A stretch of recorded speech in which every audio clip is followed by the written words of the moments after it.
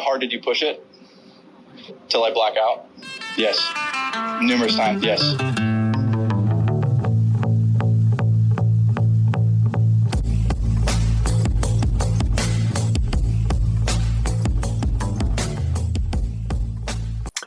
What's happening, Municipals? This is Ashton and not Big Chris.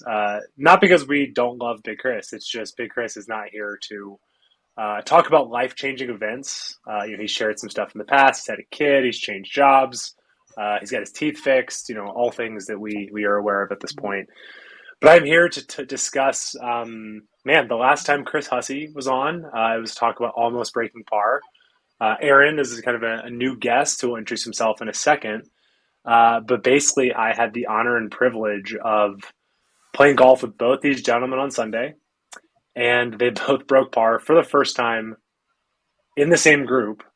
And we thought it'd be time just to, the whole point of this podcast is just to have the conversations we have anyway and record them for posterity. And watching these two kind of like vibe off each other and like feed off each other and like, I'd love to know the probabilities around two people in the same group doing it for the first time. So really just kind of wanted to record this and kind of let them get their takes out. But before we dive in, I just want to give a shout out to Union Green. We've talked to them a lot before. On Sunday, we played Peacock Gap, kind of a scruffy muni. That's kind of where most of our golf is played. And that's kind of really what Union Green stands for more than anything. If you've seen on the socials, we've kind of been posting every 2 weeks or so. We're going to be partnering with them to do kind of course write-ups. And again, Union Green, all kinds of drinkware, clothing, also very affordable golf balls. So go check them out. But before we dive in, Aaron, do you kind of want to say hello to the people, give them a sense of, who you are, where you're from, golf game, and then we're going to go right into you tooting your own horn. So it's kind of a sick intro. Awesome. I love doing that. Friend of Ashton, friend of Chris, probably I'd say recent friend, right? Massachusetts transplant, living in San Francisco. I've been in San Francisco for the past 6 years. My golf game has very directly corresponded with being able to play year-round golf. I probably moved here and was like an 8. We're right around there. Like breaking 80 was like everything, and it probably happened maybe once a year. My partner went to law school, which was fantastic for my golf game. The type deal. Saturday, hey, I'm going to need the house to study. No problem. 27 holes and 2 hours of practice later, I probably was around a 4, like 3-year floor, but very consistent. Moved to San Diego, came back, read the John Sherman book, which I'll give a lot of credit to. He's definitely helped the last couple of months. Now I'm at about, I think me and Chris are almost the exact same thing. I'm like at 2.5. Broke par for the first time on Sunday. So pretty sick.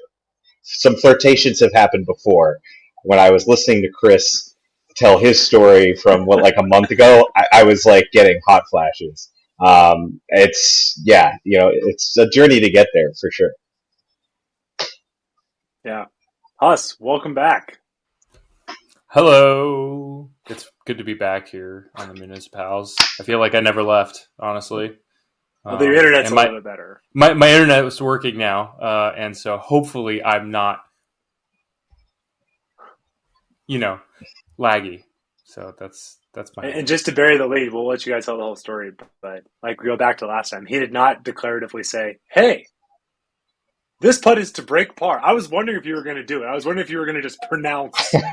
Fortunately, you were at 2 under making that putt. But I was wondering if he's going to just declaratively share.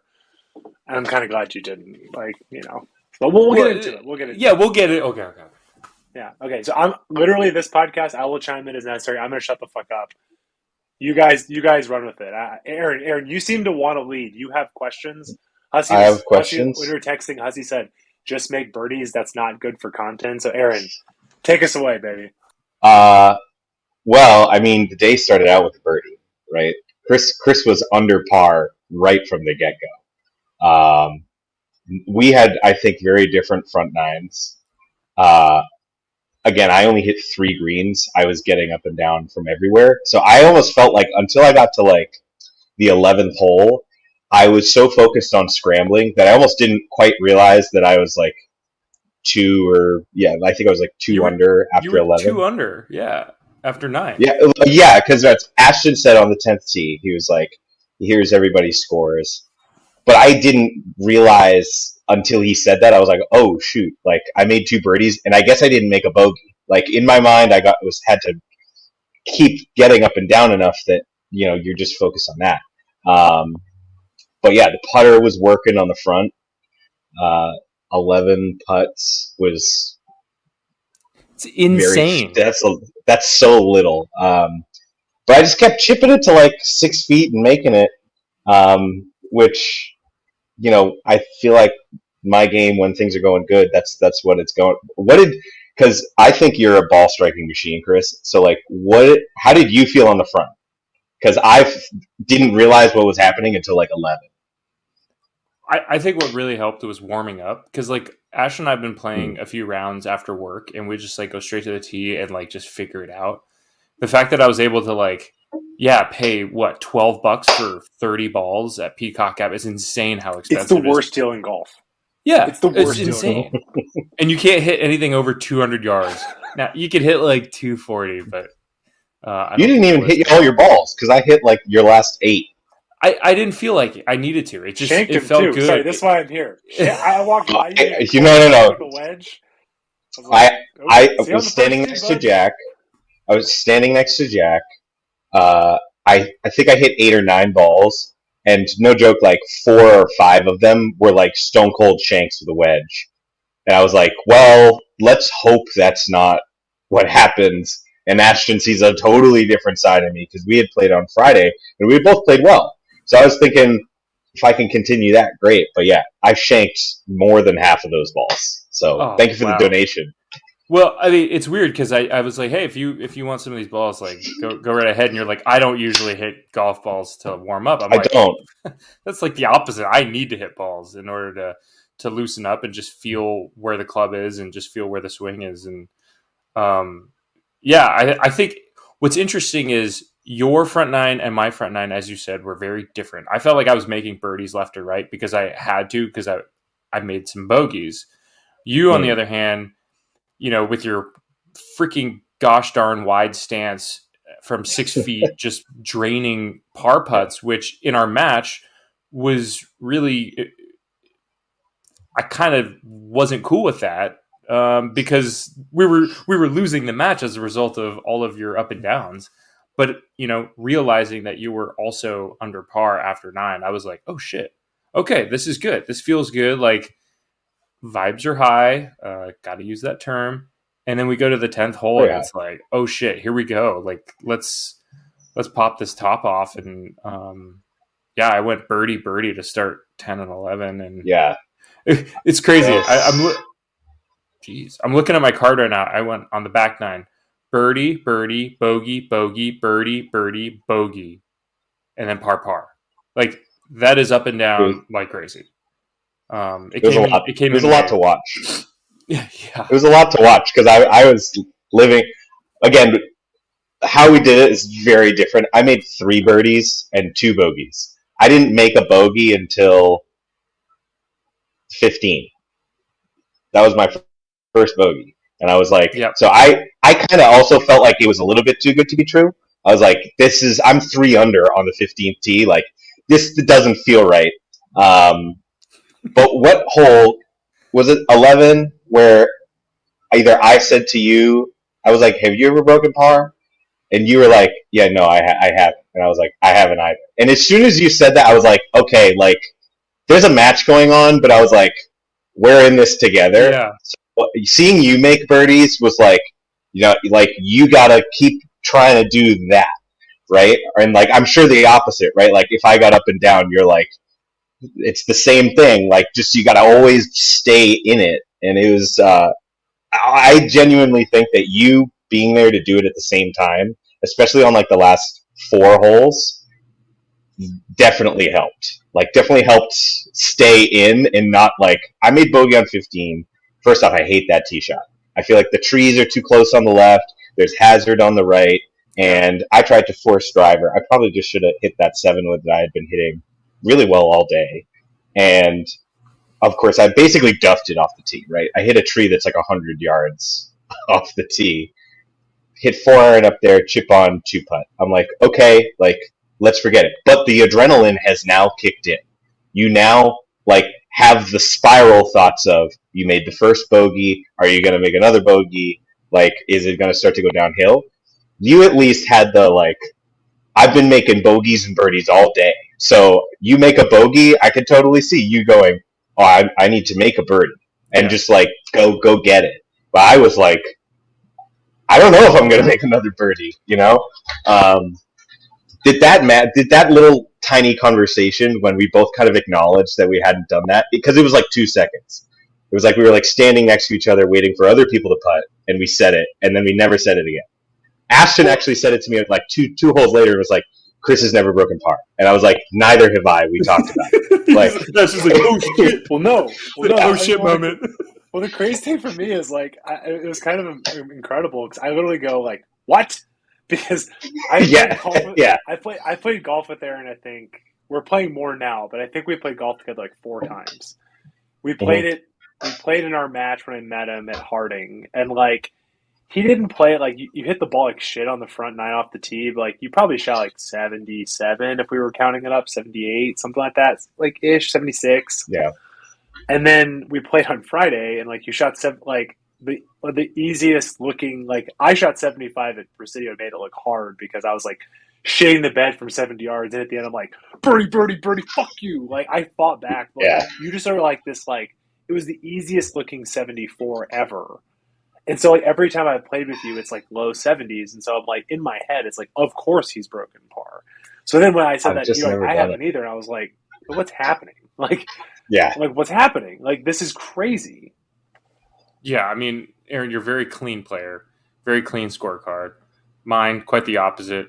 You know, I'll feast for a little bit and then go put myself out to pasture and then feast again. And I think for the past, like, year, or let's say this year, 2023, every time I get on the first tee, I'm like, I think I can break par. Yep. That's my goal. My goal has been to break par this entire year.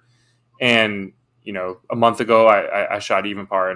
And Ashton actually put it really well. He was like, if anyone, like, it doesn't surprise me that Chris is, like, knocking on the door because everything has just been trending in the right direction. And that's you know, that's exactly how I've been feeling. And so when I got on the first tee, I was like, I'm going to try and break par today. And I texted Ashton this like last week, like, let's go out there and shoot 65s and like break par and like have some fun. And that's as my singular goal, warming up, putting. I went into the sand and did some, like, I was hitting some, you know, practice shots out of the sand. Just wanted to like get the feeling and just get ready to go. And, you know, after murdering that tee shot on the first hole, I was like, okay, this is going to be fun. So and it also helps that I really like that golf course, Peacock Gap. Like, some people shit on it because it's super easy, which it's not. If you're hitting the ball punches above its weight. Yeah, but if you're hitting the ball well, yeah, it's totally scoreable, especially if you're long. I mean, all the par 5s are pretty short, except for that one on the back. 12. To be clear, if you've broken par there, it totally counts. Don't worry about it. It's all good. It's way long enough. Don't worry. Is that what you guys are talking about behind our backs? No. Yeah, you and Jack, like, you know, we gave him a putt. Like, no. As I'm over on the par 3, like, oh god, I'm in this like bunker that I better not hit it in the water. There's my double. It's like, no, just like. She like chop my body up and put it in the fucking wilderness. Like, no, I was like, no. I'm just giving you shit because like I joked with you. I was like about the whole, like, you know, is it a negative differential? But that's not a real thing. Yeah. I think I'm looking at my scorecard. I think I did it at a place that was very similar. So no, breaking par is breaking par. I'm just giving you shit because So you the whole time, right? To go back to that question, you the whole time, you're like, yeah, Aaron's playing well too. You're like, this. You're like, nah, what's my shot? What's, like, it doesn't matter that he's doing it too. Okay. Interesting. Yeah, like I said, I mean, after that conversation on 10 or 11, when we're like, oh shit, we both haven't broken par, we're in a good spot. It was like, just go make birdies. Because I realized birdies are your friend. You can make a bogey, but you make a birdie and it's gone. So like, it makes like, that's all I wanted to try and do is just make birdies. And the way to make birdies isn't to always go for every single flag. It's to really slow down and be patient, which you guys, both of you, Ashton and Aaron, the entire time we're talking about patience during the entire round. And I started to feel that too. Granted, it was, I think, it wasn't like a particularly slow round, but we had maybe some time in between shots every now and again to just slow down and just really go through your process and commit. Yeah, I think that was my mindset, was just to go out and just make as many birdies as I could. Damn. What about you? I mean, what was your, like, after our conversation on 11, what was your mindset? Well, I mean, my big thing is when like, patience is another word to explain how it feels, but for me, it's more about like trust. Like when I get over my shot, I'm actually not thinking of anything. I'm very literally trying to like focus only on my golf ball, which seems like a very simple thing to say, but I feel like in that moment, I'm just relying, like, the swing is the swing. You are who you are. Like, make the swing and don't think about anything else. And if I can get over the ball and continually do that, it feels much easier, right? Even if I'm making a miss, it means that I'm not like clinging to an idea on why I missed that shot or whatever. So after that conversation, I was just like, stick to the plan, stick to the process. Just the name of the game is give yourself chances. Keep hitting simple, good shots. And like 11 was actually a good example of that. Everybody hit, actually, maybe Ashton didn't hit driver, or maybe you did. But I could have hit driver, and I said... I had 3 wood, but that was just because it was a draw hole for me. But... So I don't like the way... That's another example. I don't like the way that hole shapes for my driver, right? If I miss, it's that kind of floaty right fade. It's going in the hazard. Yeah. And so I'm looking at that and going, there's no reason for me to do this unless I absolutely have to. And so I was like, my 7 wood off the tee is like a 250 club. I can hit it right of the bunker, and it maybe, if I'm lucky, will even turn over a little bit, so I can even go a little bit farther right and feel like it's not gonna bleed right. So I was just like, do what feels comfortable. Like, as soon as driver feels bad and you're thinking about it, hit the 7 wood, which is what I should have done on 15. But no, it's just like one shot at a time. What is the simplest way to get to the green? Because I really trust my like putting and being able to get up and down. So it's like, look, if you don't hit a good shot and you're just trying to get on the green, okay, you're going to be closer than if you tried to force like the club below to get up there. Like 12 is a good example. We both hit our ball in kind of a crappy spot. We both had to punch out, and I was like, okay, I have 4-iron into this green. Like, what am I trying to do here? What's the fat? Where can I hit this where even if I miss it, I'm like, I'm going to have a more confident look at up and down. And, hit a good shot, hit it on the green. It was still kind of a hard 2-putt, but I trusted myself from also like 6 feet and in that day. So it was like, as long as I can just kind of throw it up there by the hole, I felt pretty good about it. But no, it's God, I've definitely had some speed wobbles moments in the past. I will say this, I can't make as many birdies as you. You made 7, which is like an unbelievable amount. I've never seen 7. I've seen maybe 6 like once, and 7 was so many. I just don't know how else to say that. I've never seen or played in the vicinity of someone who made 7 birdies in a day. Maybe everybody JD has done that, but yeah. Sure, right? Like, but that's incredible. But I've had speed wobble moments where I'm 4 under after the front 9, and I shoot 73, and I'm 1 over. because I was thinking about the score rather than trying to do the process and stick to what got you in the good position anyway. But yeah, it sounds like you did a better job of like staying in your moment than I did. Once I made that bogey, I was kind of like, all right, let's steady the wheels here. Like that you felt a little bit, or I felt a little bit tenser.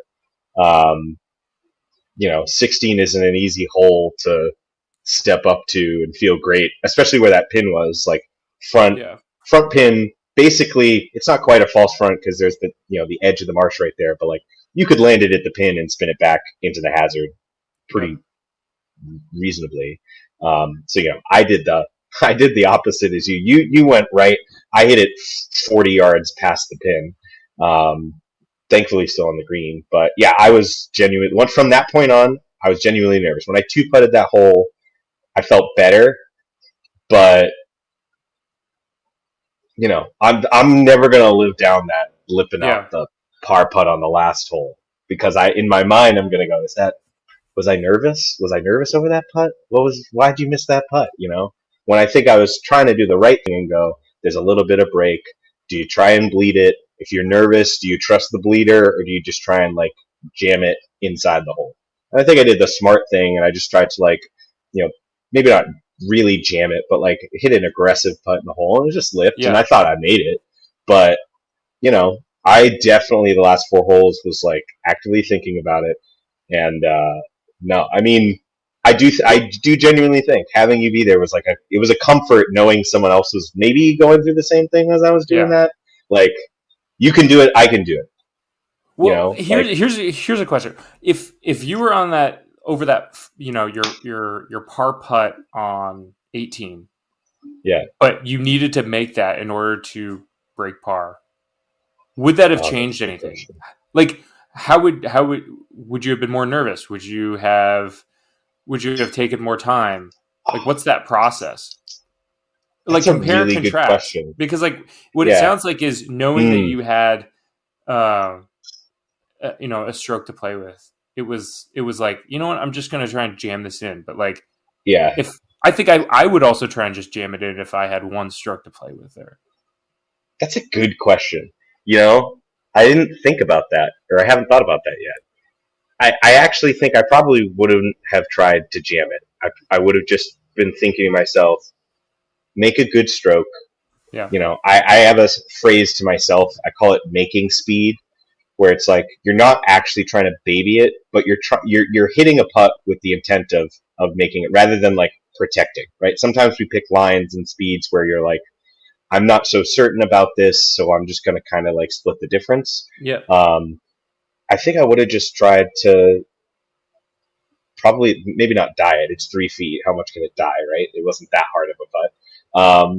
But I probably would have just tried to make a good stroke and say like, just trust it, right? You don't need to hammer it. And in hindsight, I probably would have taken something off of what I actually did, which is interesting to reflect on. That's actually like, if I did 2 weeks ago, my low tournament round, I played at Presidio and I shot 72, and I had a birdie putt on the last hole to try and break and win, might I add, the individual medal play that day. And I did what I said. I missed the putt, but I said, like, all right, pick the high side, hit the right speed, and just live with what happens. Yeah. Right? And I kind of did the opposite this time. I kind of said, like, nah, like, make it happen. Like, kind of punch it in there. That's a good question. Yeah, I don't think I would have jammed it. But that's the maybe thing that's nervous. What we're learning is like we're going to be in this position more often. Now we don't have to be in this position to break par for the first time ever again, which is great. But we're going to get to the point where I want to try and beat 2 under. Like I'm going to try and shoot 65. Like fuck it, why not? But like the mindset to get there, does it have to change now that I've already got this monkey off our backs as you alluded to? In person during the round, I always come back to our conversation on 18 between you, me, and Ashton and Jack. And it was like, that tee shot for me is very uncomfortable. Dogleg right I hit a draw with my driver. Wind is coming out of the right. If I hit my regular driver, it's going into the first fairway, and I'm going to have like 200 yards in. So I was like, God, that's not great. What if I club down and be a little? It's shots that matter, right? That's what it is. It's shots that matter to us. It could be on the 8th hole, it could be on the 16th hole, it could be on the 18th hole. But this mattered the most because this was, sure, I had 2 strokes to play with, but this mattered a lot. I've been in that right, water, the little canal on the right there after hitting a little poofy driver. So it was, do I go conservative and hit driving iron? And I asked Ashton, I was like, do you think I should hit driving iron? You're like, no, you'll have like 220 in. I'm like, yeah, that's a good point. Like I need to stay aggressive. And so I committed to hitting a cut with my driver, which I don't normally do. And in some ways it was like the best drive I hit all day because that was perfect. It was like, I have nothing to lose. I'm trying to be aggressive here. I'm not going to just kind of take the conservative route. And I think that's my lesson is I just need to be more aggressive, and I think it'll pay off. I mean, 7 birdies, you can't make 7 birdies by being super conservative. Now, I think if you're in the middle of the green and you've got 15 feet for, I probably made, a couple 15, 20 foot birdie putts. And I think that's totally like, you don't have to be 3 feet from the hole in order to make birdie. And I think I've learned that from, as I discussed with you and Ashton, I think we talked about this on the last pod, is like when I watched Tiger at Liverpool in 2005 or 6, where he never hit driver and was just hitting 2 irons into the middle of the green and making birdie putts from 30 feet. Like, it's actually very simple. You don't have to get super close. So but I think that's really changed everything. Through listening to y'all's discussion, though, I think it's interesting because, to be clear, like I said, I was going to shut up. Like, this is not me trying to lead the conversation. Like, I too have also broken par. Like, but I do think it's interesting because when I broke par, I'm looking at the scorecard now. I remember I played 1 tee up, so 62-84. I played with Nick. This was May of 2020, and at that time, I had no fucking clue where my driver was going. Like, you guys have seen the videos of the snap hook. It was like I just had no idea where it was going. And on that day, I hit my high bore hybrid that goes 230 off of every single tee. And I remember Nick, he would say this if he's on now. He's like, you just hit your wedge on it. You hit it was still a lot of wedges because it was short, but he's like, you just hit it into the middle of every green, basically. And I think looking at it, I made 5 birdies. And it was just like, it was one of those days where it's like it's just like everything's on schedule. Everything is like, here we go. Yeah. But I think the challenge for us, though, because all of us have aspirations of bigger shit, right? Like NCGA, like let's say the quiet part out loud. Peacock is great. Like, not a big boy golf course, not the kind of course we're going to play, not the kind of course, just not completely AAA ballpark compared to what we're going to be going to. I think the idea is taking the parts of what you said, Hussey, but then tweaking the strategies. What you've said that resonates a lot with me is I think that when we are hitting shots into greens, we take the Tiger mindset.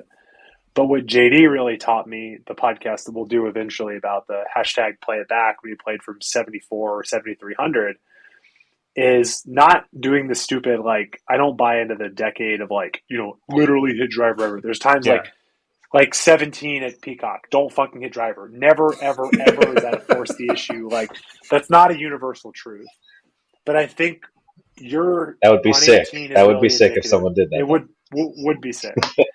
But Hussey, I think what it is it's like what the goal should be that, like, again, when it makes sense, you need to think about your tee shots off the tee. You need to channel that feeling on 18 on every single tee shot. That moment of clarity, that moment of commitment, that moment of like, yeah, I'm going to fucking do this.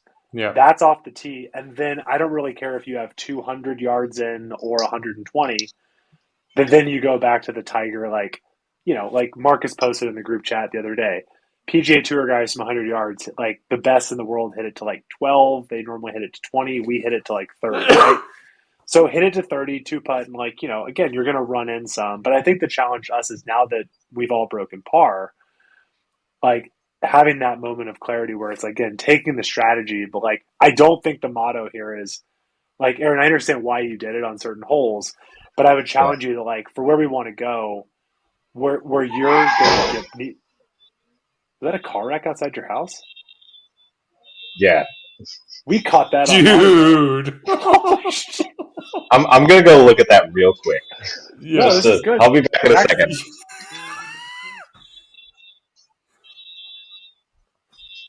Wow, this is going to make for interesting content. Pax is going to like. To be clear, nobody had a car wreck on the golf course. So here's a question: is that a metaphor for our golf games in some way? Have we? No, I think we've gotten through that. Man. Well, that's different. Was that like right in front of your house? It's like I could like move the laptop like 10 paces and you'd be able to see it. I don't know what happened, but someone did have a car accident. The driver just got out of the car, so they're fine. But car will need some work. Incredible on the pod. Holy cow! Well, save that sound, and that's the cue for later on. Well, it's because they heard Ashton talking about how, Aaron, you don't have to hit your 7-wood all the time. See, so I'll agree with you in certain spots, but because also like last year or a year ago, I was living in San Diego. I played Torrey Pines a lot. You hit driver everywhere there. Doesn't matter. Obviously, there's like almost no hazards in certain spots. There's some interesting OB. Maybe you have to, hit over a crevice or whatever. But you're banging driver everywhere there. And Peacock is funny because sometimes it kind of narrows in on you. And I actually think it's more like if I'm comfortable with hitting 7-wood as opposed to driver, and I know that it'll keep me in play. And I know it's not the stats thing, but it's I just don't think that driver fit that hole that well for me. It brought more trouble in than otherwise. I'd rather just hit the comfortable thing. But I hit 6-iron onto the green. Maybe that's not the best play to score, but it's also a hard hole. So I was trying to make an aggressive swing, but like within the bounds of what I felt like would be comfortable, right? I don't know if that makes any sense, but for me it was just like this hole, this shape, try to fit it. To be clear, I wasn't talking about Peacock because I think that like other courses, a course of that size. I'm more saying that like because I think for all of us, because one thing that's cool about us all being like similar on the same journey is like if one of you two give me feedback, like I want to hear it. And I want to talk about it. We're, no offense, some of our friends, but if somebody gives me advice, like, please don't say anything. Like, I don't want to hear what you have to say. No. But I think, like, for you, it's like you're Mr. Like, everything's between like 71 and 75, right? The big thing for you is going to be to try to get that dialed in where it's like, because like your magic is like you're so consistent, but sometimes with driver you get like really guidey, right? Where it's like, hey, you need to channel that like, you can hit 7-wood, and if it's the right shot for the hole, by all means. But what I want to see is you get up on there and be like, I'm gonna fucking swing hard, and I'm gonna commit. Like you don't really ever like commit to a driver. You kind of like. And so that's like the next phase around like if we're playing if we're playing Poppy from like 7,000 or. You're probably going to have to start banging that thing, That's a good point. I always just like, I don't know. And like, I've never not hit it far or relatively far for like, amateurs. Yeah. I'm not a small person. So I've always just felt like my like step up. I don't like swinging hard. I feel like I make a bigger circle. So when I need to really hit one like farther, I will make certain like I'm, big extension. We have long arms. Let's use our levers. Do it that way rather than like really go after one. Because then that's when I start to feel like I lose control. Obviously, as you can say, even just by your short analysis, right? Like I am a guidey player, right? Like that's why the fade, frankly, is like okay. You can't really hit a guidey draw, right? Like if I played a draw, I would not be as good as I am. But like I think for me it's a confidence thing. So like I actually think of it in two ways. So historically, so I was a college swimmer. I was a big racer. Dartmouth isn't necessarily like a Division One star, but I was competitive, relative to things. Racer just means like day of, you're locked in, right? So for me, my sport was always about elevating in the moment, right? You feel the moment, you let your energy go up, and then you just blow it all out in your race. So golf is something very different for me, where when I get in that last like quarter of the round and something good is happening, I need to like trick myself to not think about that moment, and I need to think about the other thing. So it's hard for me to like really feel like I need to like send it all the time, especially when like most places that we play, like you can make easy swings and driver's gonna be better than most people. So yeah, this is like a new thing for me where I have to like really reflect on like how do I keep my like not elevate? How do I not elevate and be like super pumped up? Because that's when, for me, I start to think fast. And when you think fast, you make stupid mistakes.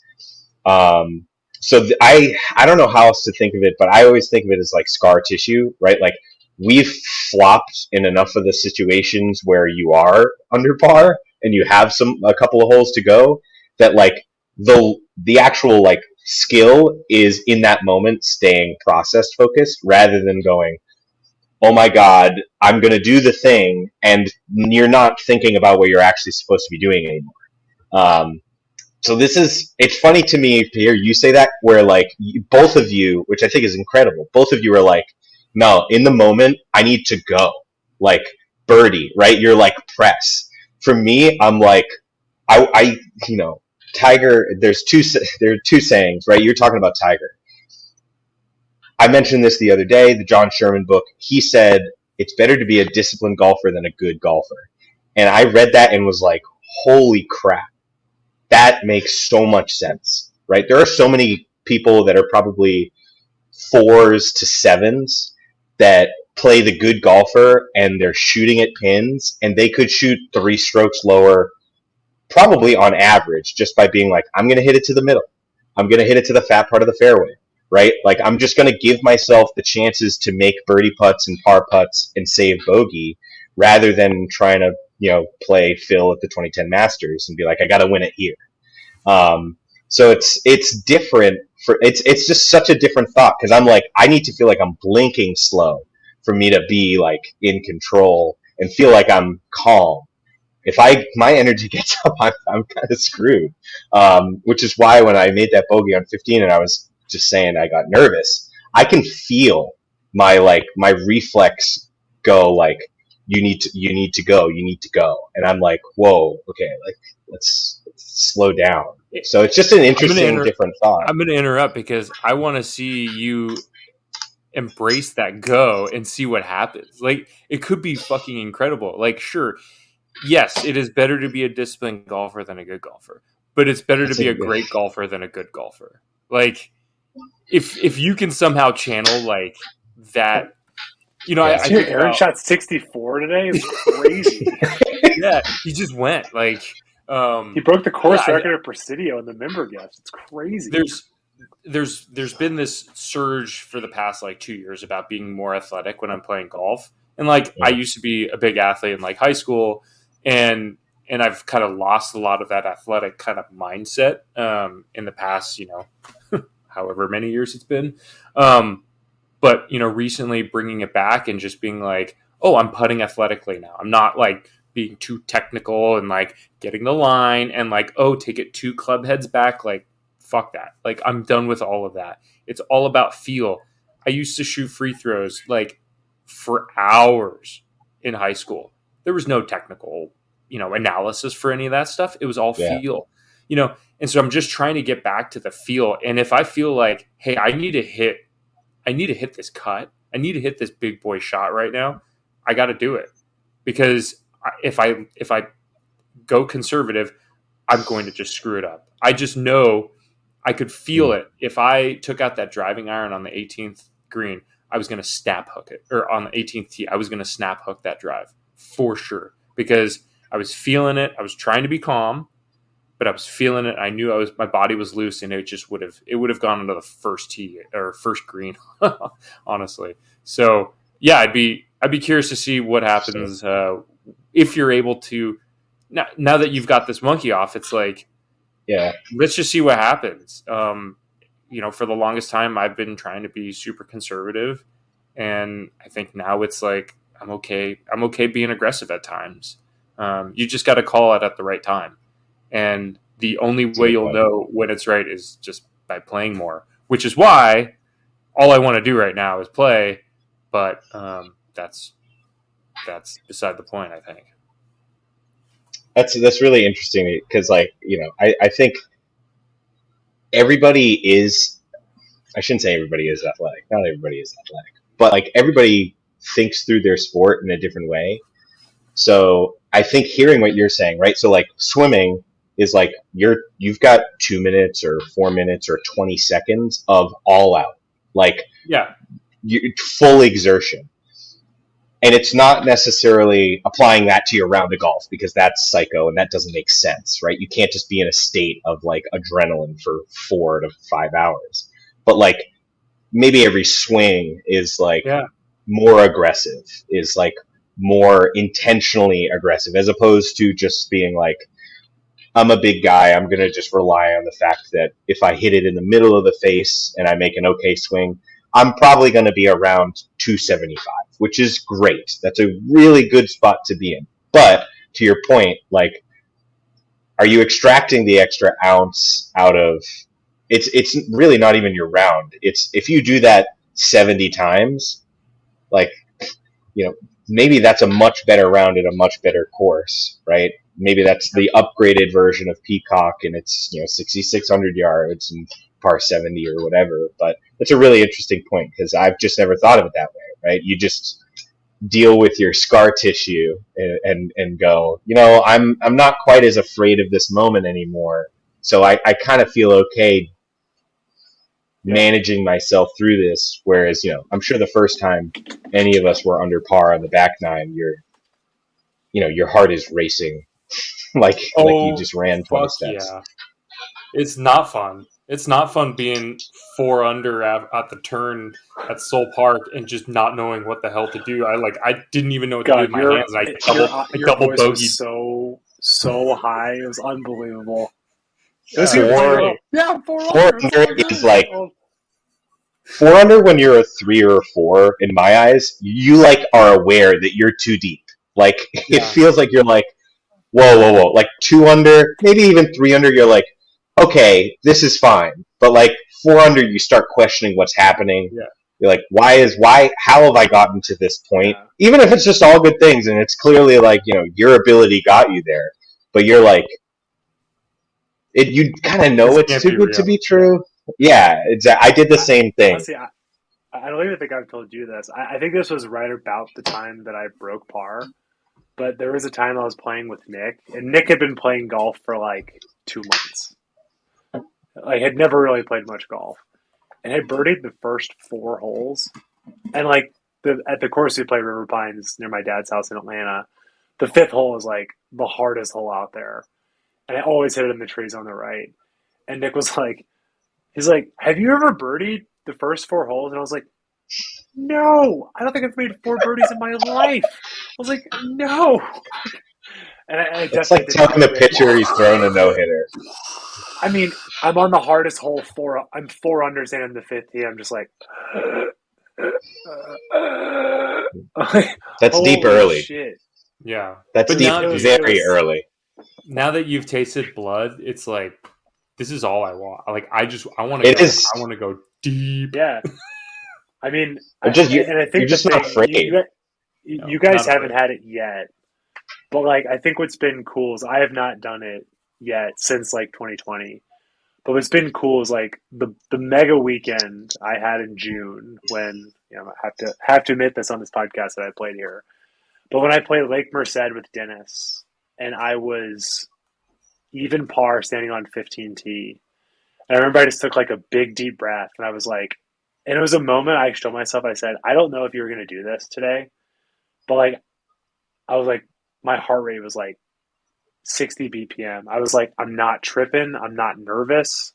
In fact, if I had hit 3-wood instead of driver, because I had driver that slammed into the fairway bunker, to face the fairway bunker, and I made double, and I was like, it was such a good swing. It was just like it was the wrong club. But like then the next day at Calipe with Jack, I birdie fucking 17, just like one of the, like 3-wood 6-iron to be even par on 18T. Oh. I was like, well, I'm not going to trip because I was literally here yesterday at the same time, right? But just that feeling of you're like you actually feel still, and it's like an incredible feeling. Again, then you end up not doing it and you feel devastated, but it's that feeling of like, yeah, like it's fine. Like now that you've done it, it's like, yeah. But I think what that allows for me, it's interesting you all saying the word aggressive, because to me it's like two things. It's like what I've realized recently when I've been playing better golf for me, like I have to be actually be hyper specific about the word aggressive, because Hussey, you played enough golf with me that like my tempo can get like completely out of whack. What I've realized to me is what aggressive means to me is when I get to the top and I give it like 1 extra second at the top. At that point, oh God, I just want to go as hard as I possibly can and to get freed up. So for me, it's like the still of like, pick the right line, plan everything out, take a deep breath, big deep turn. And then from here, it's just like, oh man, like if I do anything but just go, I completely lose my golf swing. But my issue as a kid is I would take it back at 115 miles an hour on the backswing, and it's like at that point you're totally off the rails. But I think that it's like I think what we're learning is, and that's something we should keep talking about, is being aggressive, but being aggressive in a way that is authentic to you and in the context of. Because my guess is like I play all my golf, even with like wedges. Like that feeling of like going at it from here, like I don't think Aaron's done that once in his life, and I do that. I can promise you, I definitely have. I have to give a small shout out to Chris because I don't think I said this yesterday, but we played in March, was it, when you played a match at Peacock? Your tempo is so fucking good.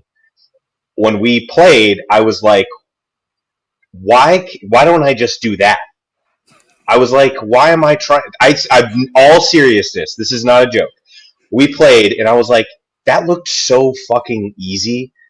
Like, why am I trying to hit the ball so hard? So it's interesting for you to say that, Ashton, because it's kind of in between, right? You're like, it's about getting to that spot, giving yourself the chance, and then going. I get rushed all the time, and that's where I get that super, like, I'm not letting it get to the position, and then I'm going over the top because my arms go faster than my body. I watched you, and I was like, I think I'm just going to try and start doing that. And it took me, like, a couple months to, like, ease into it, but, like, a month ago, no joke, I was like, I remembered it. And I was like, I'm just gonna swing with a good tempo. And, like, that just doesn't feel like you're rushing. Right, you're still going to make an aggressive swing, but you're not rushing to it. Right, you're like trusting that a good athletic swing is good contact, everything's going to be good. And so I really do have to give you like that small shout out because I again remembered it like a month ago, and my scores in the past month have been like by far the best stretch of golf I've probably played. Like I have 4 rounds in the past 6 under 74, which is like that's incredible. That's way lower than I historically have been. I've been like Mr. 76 for like 3 years. That's like the number. I've always just like, even when it's too good, I fall back to 76. Even when it's really bad, I seem to scrape it back to 76. So like the tempo thing has been a big thing for me because then I'm not afraid, right? So to your point, Ashton, at the same time, it was like I'm slowing myself down, but I'm like slowing myself down to get in a good position and then go. Yeah. So yeah, your tempo is like aspirational. I would Thank just you. give you that. Thank you. I will have to thank Marcus Chang though. When I Marcus played Chang. with him, Marcus Chang. Have you know Marcus? Yeah. I have. So I have. He played with us that day. yeah, Actually, exactly. the first time I played with him. Exactly.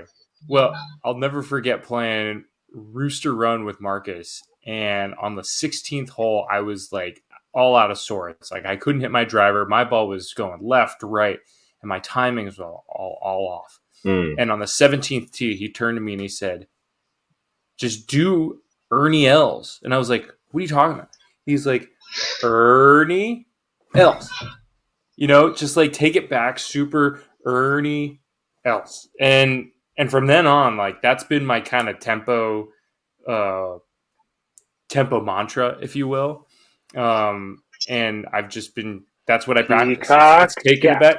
Yeah, exactly. It's Soul Park. It's tempo up to here, and then it's and then it's that aggressive.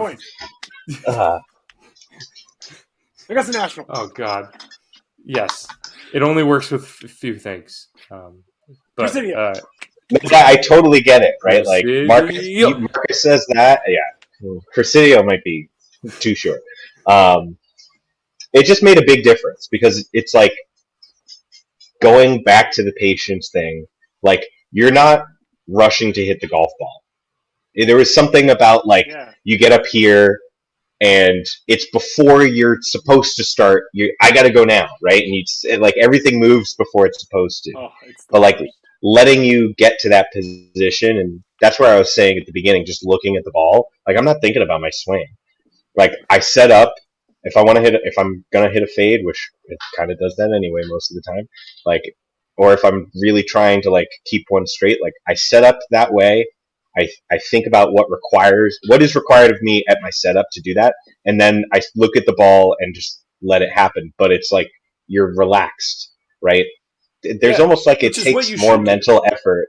Yeah, but like you shouldn't have all these swing thoughts. In some ways. No, you shouldn't have all these swing thoughts and like, oh, make sure to get up here. It's like, yeah, you could sometimes have the thought of like, oh, just have a quick pause right at the top. Like that's fine, but you want to get to the point where it comes naturally that you don't have to think about it. It's because you've been practicing it on the range or wherever in your bedroom or something like that. It's so muscle memory that you don't have to think about it. You just have to focus on the target, focus on the ball, and then you go. Like that's all you really. That's the aspiration is to get to the point where you don't have to think about your swing. So one other different question, a little bit of change, but like John Sherman book, right? He says like, you need to learn how to game with like 1 out of 3 parts of your game, and the days where you have 2 out of 3 parts of your game could be good days, right? 3 out of 3 is like 1 in a million, right? Everything is working. Did you like what part of your game on Sunday did you feel like if I could have had one thing be better that would have made the round better, what would it have been? Because for me, it was driving. Like I felt like I was just kind of queefing drivers every time I hit it on the front nine. But I felt like I did a lot of other good things. What was it for you? If there was one, because you hit the ball pretty damn good all day. I'm just trying to think of like what were some of the holes that I bogeyed, just because like 7 birdies. Like man, if I can make 7 birdies, I'm trying to get even lower than 2 under. Also, too, I think to be clear, didn't you birdie 7 of your first 14 holes? Also, like, wasn't that right? Right? No. Yes. 7 of the first 15. He birdied 15, and then 16, 17. 13. Yeah, 6 of your first 13. Right? Yes. That's pretty. Yes. Crazy. No, 5. Anyway, whatever. God. Was there one? I mean, I think putting can always be improved. I mean, that's the one big thing that I've been focusing on this entire summer is just getting better at putting. And there were a few putts like on 5, which for some reason is the hardest hole on the golf course, which makes no sense. I 3-putted, but I kind of didn't think about that third putt. And I know I could have, that second putt, I know I could have made it, but it just kind of was a brain fart. and then I felt like I could have birdied 6 when Jack made his long birdie putt. I had the read. I mean, he had shown me how to put it in the hole, and I just didn't. So I think I could get better at putting. Bunker game. I just meant like 7. I just meant like on the day, right? Like if one of these was better, it would like. I feel like if my driving was a little bit better, no. For Hussey, I don't think I no. You can't make everything was solid. Did you make a double? No. Everything was solid. Like that's pretty. No, that's pretty no great. doubles. I had what? 7 and 5. 27 putts, which is great for me. You had 27 putts. Yeah. Hussey, how have you? 14 greens. You've worked on your putting. I know, obviously, you've been more athletic, but have you been doing anything in particular? It's so weird. No, I mean, I'll go to the putting green maybe once every 2 weeks, and I'll just like putt 2 balls and like try and putt the first one and then try and get the exact same feel on speed.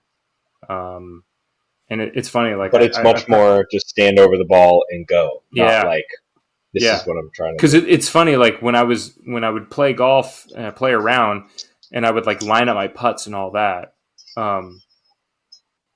That's not how I practiced. I would never practice like that. I would always practice just getting over it and kind of hitting it. I would never practice and then,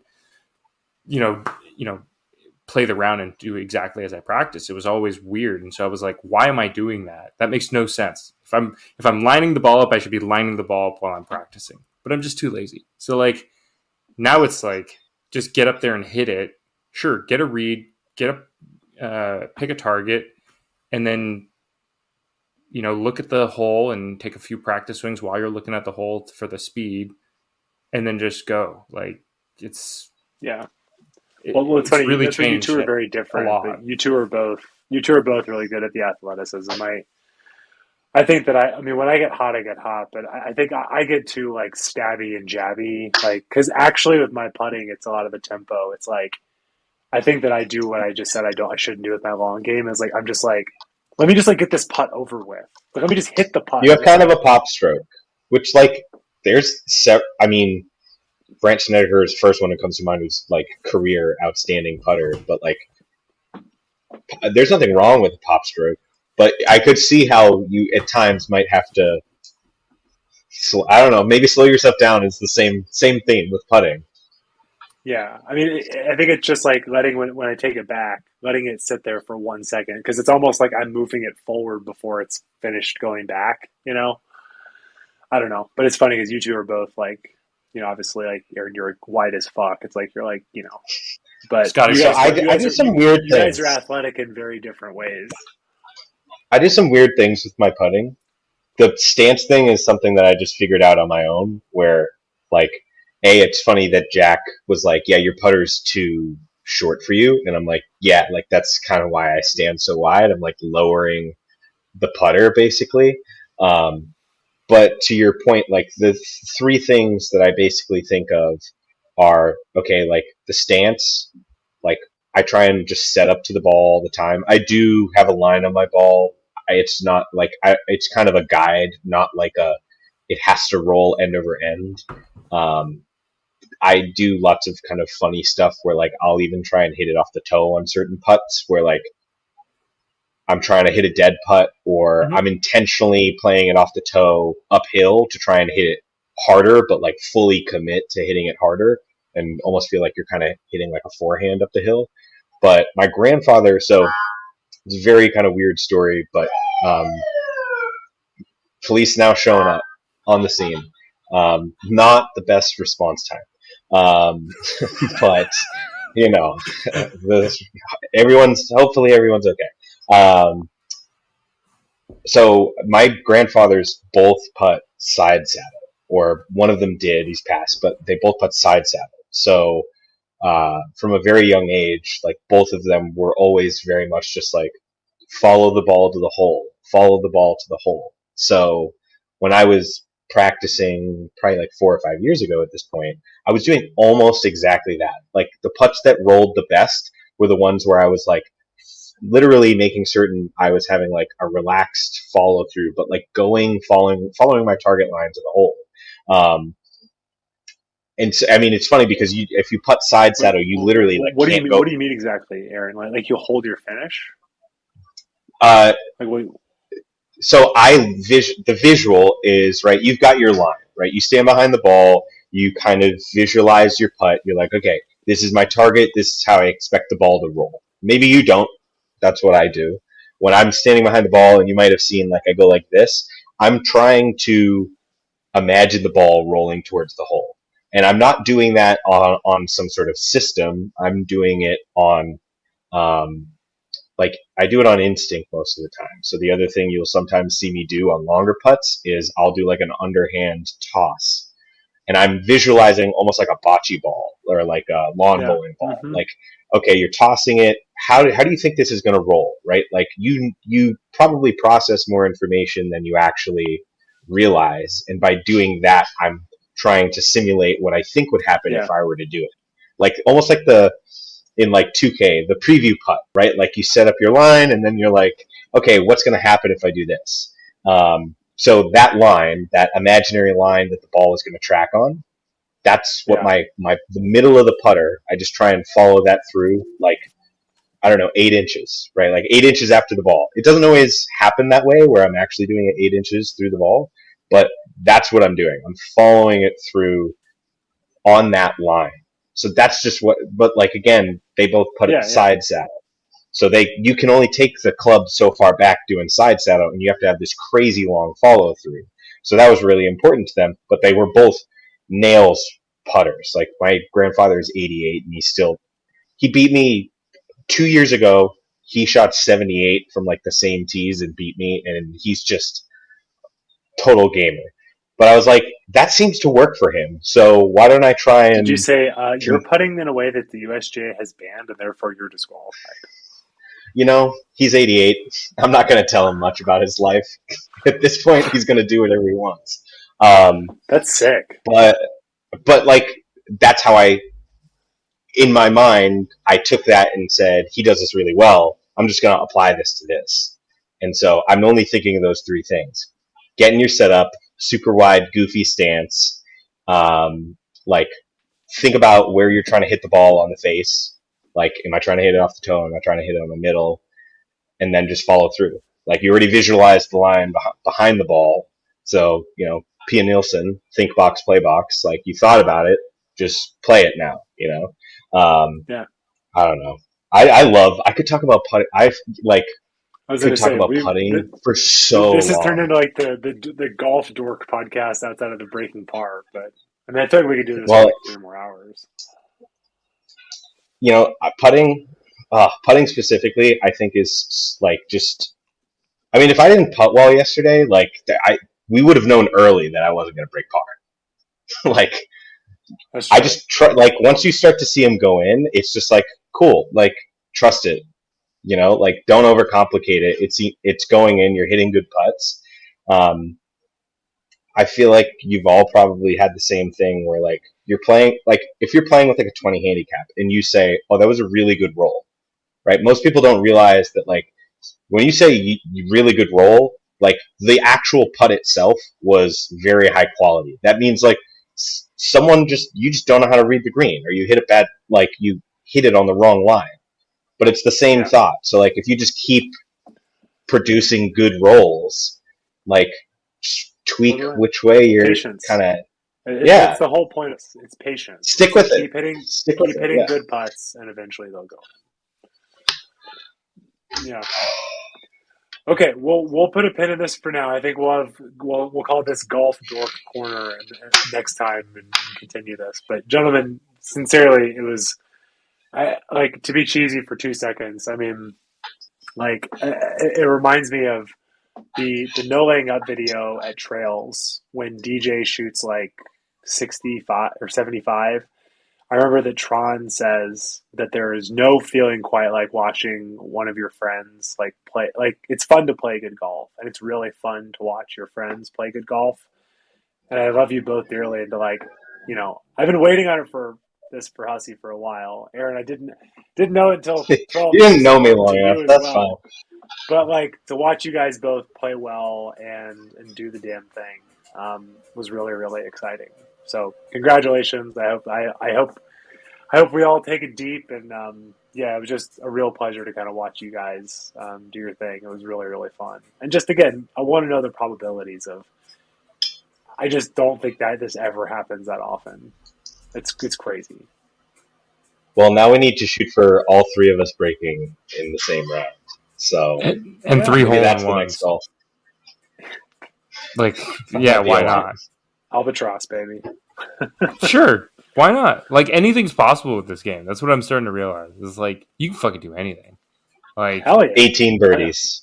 This is going to Vision reach 54. Let's Vision go. 54. Vision 54. Yeah. Oh, I mean, I had a chance. You know, I birdied the first hole.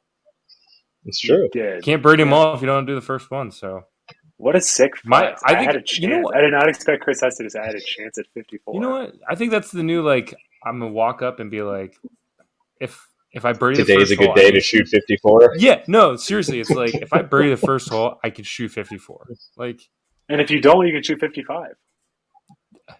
exactly. And if you don't, you can shoot 56. Exactly. Somebody's like, "Oh, you're like, what did you shoot?" It's like, "Fuck, I shot 62."